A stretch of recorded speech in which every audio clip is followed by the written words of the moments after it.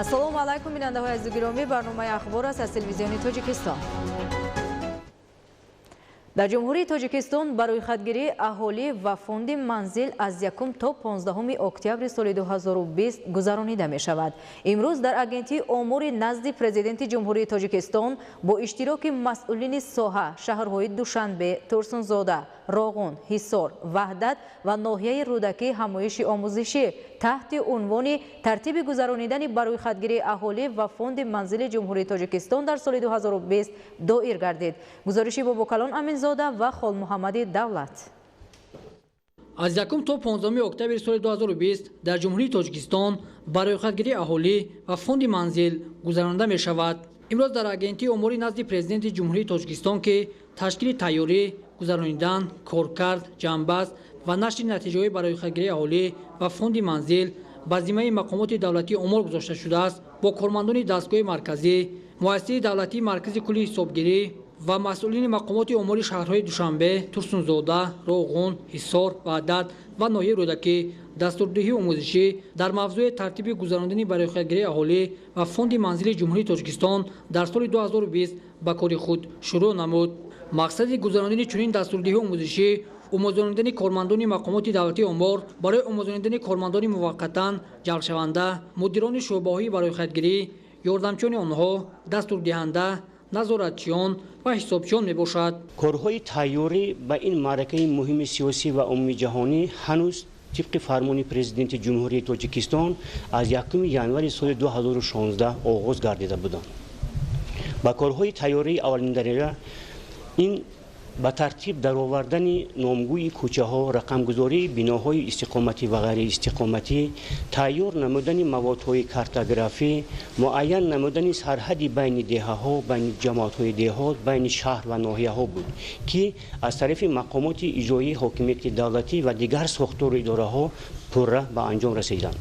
нақшаи ташкилии гузарондани барои хатгирии аҳолӣ аз рӯи ҳар як шаҳр ва ноҳия омода гардида, барои гузарондани барои хатгирии аҳолӣ ва фонди манзил ки аз 1 то 15 октябр муайян гардидааст, корҳои дастурдиҳии омӯзишӣ имрӯз дар агентии омур ба худи кормандони мақомоти давлатии омур оғоз гардид. мавриди зикр аст ки дар барои хатгирии аҳолӣ ва фонди манзили марҳилаи соли 2020 агентии омур аз 3 усул истифода менамояд. интернетпурсиш: аҳолии кишвар метавонад мустақилона ба сомонаи расмии дахтор бо истифода аз рамзҳо ки шаби 3 сентябр ва 1 октябр ба телефони мобилии ӯ ирсол карда мешавад ё суроғии манзили истиқоматӣ ворид шуда варақаҳои барои хатгириро пур намуда ба маҳзани маълумотҳои агентии омур ирсол менамояд. истифода аз планшет ба манзили истиқоматии шаҳрвандон, кормандони муваққатан ҷалбнамудаи мақомоти омур ки бо қарори мақомоти иҷрои ҳукми давлати шаҳру ноҳияҳо тасдиқ карда шудаанд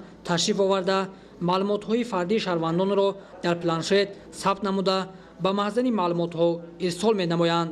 усули анъанавӣ: истифода аз маводҳои коғазӣ, ҳамаи ҷавобҳо дар шаклҳои варақаҳои барои хатгирии аҳолӣ ва фонди манзил ҷамъоварӣ шуда барои коркарди сканерӣ тайёр карда мешаванд. тибқи қонуни ҷумҳурии тоҷикистон дар бораи барои хатгирии аҳолӣ махфияти маълумотҳои фардӣ аз аҳолӣ ҷамъоварӣ шуда кафолат дода мешавад.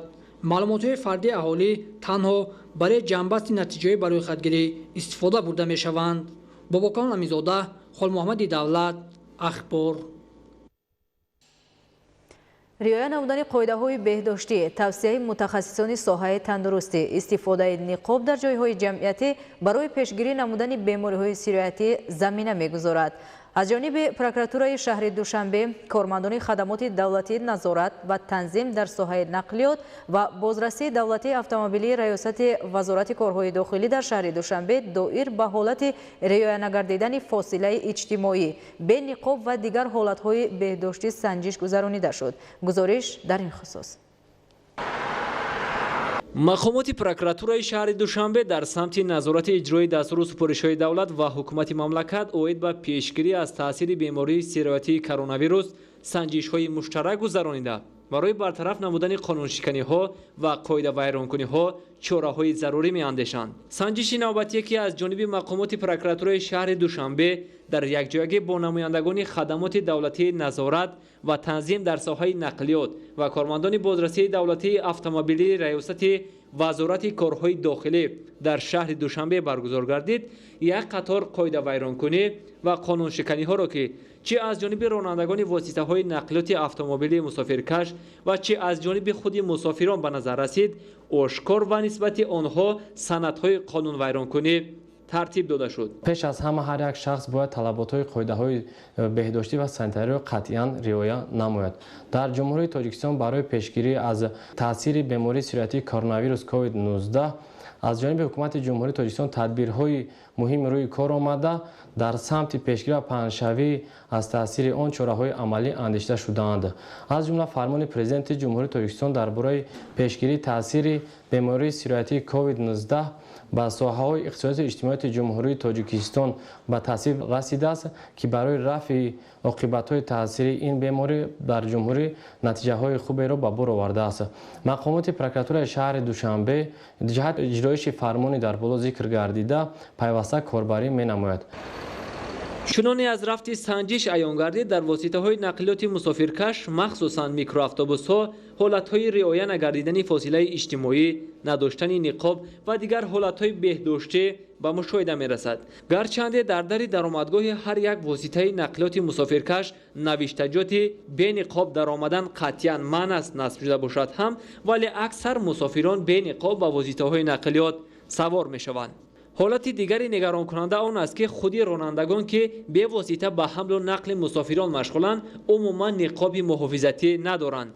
در واسطه های نقلیات از معیارهای مقرر گردیده زیاد مسافر میگیرند که این خلاف طلبات بهداشتی و اپیدمیوی می باشد. وابسته به حالت‌هایی که در رفت سنجش آشکار کرده شده نسبت رانندگان چاره‌های قانونی اندیشیده شده، واسطه‌های نقلیات آنها تا برطرف نمودن کمبودی‌ها به جریمه‌گاه شعبه بازرسی دولتی اتومبیلی در شهر دوشنبه دسترس کرده شدند. غیر از آنکه که از جانب رانندگان طلبات بهداشتی و ضد اپیدمیوی قطعاً رعایت نمی‌گردد، در فعالیت آنها باز دیگر کمبودی و نارساگی‌ها جای دارند که برخلاف طلبات قاعده‌های حمل و نقل مسافرکشانی میباشد. هنگامی سنجش رانندگان پیدا شدند که در کدام خط سیر فعالیت کردنشان معلوم نبوده، حتی راه خط ندارند.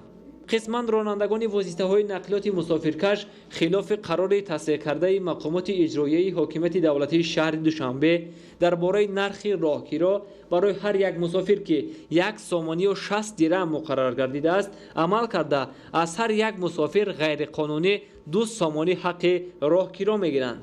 اوید به این مسئله از جانب مقامات پروکراتورای شهر و دیگر نهادهای نظارتی با رانندگان واسطه های نقلیات مسافرکش و راهبران جمعیت های مسافرکشانی شهر پیوسته واخوری و ملاقات ها گذرانده شده، کمبودی و نارسایی های جای داشته تحلیل و بررسی گردیده برای برطرف نمودن آنها دستور و سفارش ها داده می شود.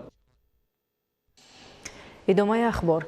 در ناحیه مومن‌آباد سال روان در همه شکل‌های خواجگیداری در میدان عمومی 1541 گکتار کشت کارتوشکا گذرانیده شده است که 950 گکتار آن به بخش خواجگی‌های دهقانی راست می‌آید. گزارش خبرنگاران ما در این خصوص.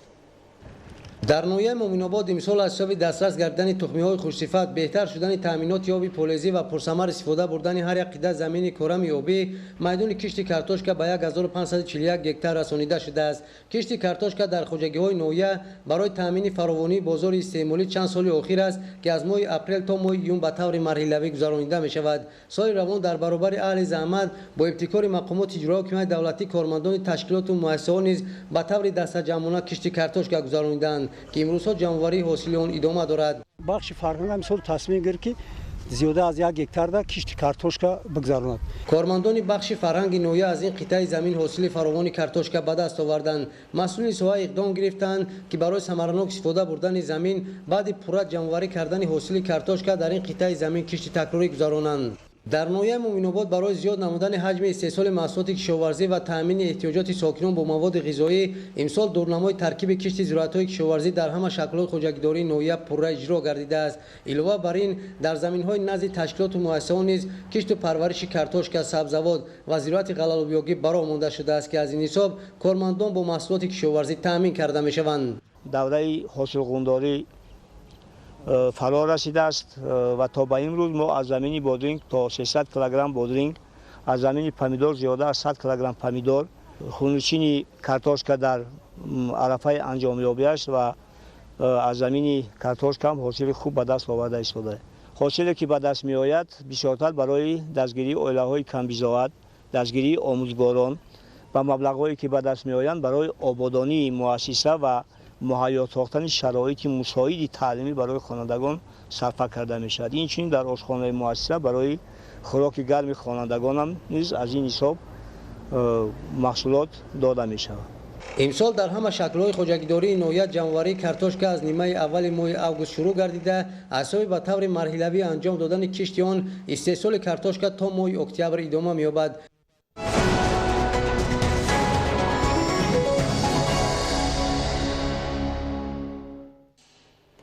пас аз соҳиби истиқлол гаштани ҷумҳурии Тоҷикистон ҳама самтҳои ҳаёти ҷомеа рушд карда барои сокинон зиндагии шоиста фароҳам оварда шуд. дар шаҳру вилоятҳои Федератсияи Россия ҳамватанонамон барои арзгузорӣ ба дастовардҳои замони соҳиби истиқлолӣ ва ҳифзи музаффариятҳои ин давра бо эҳсоси баланди ватандӯстӣ саҳм гузоранд. гузориши Маҳмудалӣ Сафар ва Хуршеди Сайдаҳмад. дастовардҳои даврони соҳибистиқлолӣ ва арзгузорӣ ба ин неъмати бебаҳо ки заминаи боэътимод барои зиндагӣ бо саодату шоистаро фароҳам овардааст аз сӯи ҳамватанонамон бо шукргузорӣ ва ҳисси баланди ватандӯстӣ ҳифзу қадршиносӣ мегардад. истиқлолияти давлатӣ барои миллати тоҷик дастовардҳои назаррасро ба вуҷуд овард. аз ҷумла корҳои сохтмонӣ ободонӣ, бунёди иншоотҳои гидроэнергетикӣ, нақлиёту коммуникатсионӣ, фарҳангиву иҷтимоӣ, сатҳи зиндагии мардум баланд гардид. дар кӯтоҳтарин замон симои шаҳру деҳоти кишвар дигаргун гардид. барои мардум, барои беҳбудии зиндагии мардум, кору фаъолияти мардум ба чор ҷониби кишвар садҳо километр роҳҳо сохта дода шуданд. аснои мулоқоту вохӯриҳо бо ҳамватанонамон масъулони ҷамъияти тоҷикони шаҳри новороссийски кишвари Краснодар дастовардҳои даврони соҳибистиқлолиро махсус таъкид намуда барои таҳкиму баландбардоштани ҳисси ватандӯстиву худшиносии миллии насли ҷавон тадбирҳои муҳим меандешанд. мо ифтихор мекунем ки тоҷикем ва соҳиби давлату соҳиби истиқлолем. дар тӯли солҳои охир рушди босуботи соҳаҳои мухталиф таъмин гардида аз ин ҷумла бо занҳои кишвар дастгирии зиёде таъмин гардида шуд.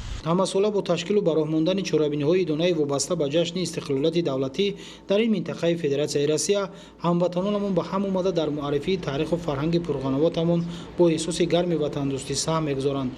истиқлолияти давлатӣ барои пешрафту шукуфоии мамлакат ва рушди соҳаҳои мухталиф нақши муассир гузошта муҷиби мавқеъу нуфузи бештар пайдо кардани мамлакат дар арсаи ҷаҳон гардидааст. Маҳмудалӣ Сафар, Хуршед Сайдаҳмад аз шаҳри Новороссийски кишвари Краснодари Федератсияи Россия барои барномаи ахбор. бинандаҳои гиромӣ, бо расидани иттилои тоза шуморо дар нашрҳои минбаъдаи ахбор ошно хоҳем кард. саломат бошед.